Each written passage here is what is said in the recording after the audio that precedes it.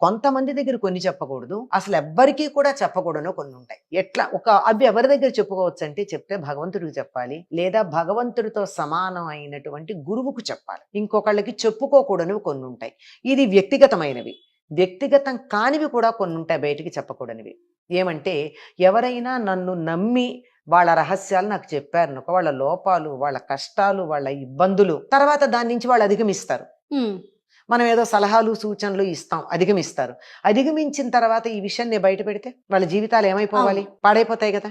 ఇటువంటివి ప్రపంచం తల్లకిందులైనా చెప్పకూడదు. అది ఆ మనిషితో పాటే పుడకలతో పోవాల్సిందే తప్ప బయటికి చెప్పకూడదు. అలా చెప్పకుండా ఉన్నప్పుడు మాత్రమే నువ్వు అవతల వారి యొక్క విశ్వాసాన్ని నిలబెట్టినట్టు అవుతుంది. లేకపోతే వాళ్ళ విశ్వాసాన్ని నువ్వు పాడు చేసినట్టే కదా. నేను నమ్మి ఇంకా అప్పుడు ఏమవుతుందంటే, ప్రపంచంలో ఎవరు ఎవరిని నమ్మరు.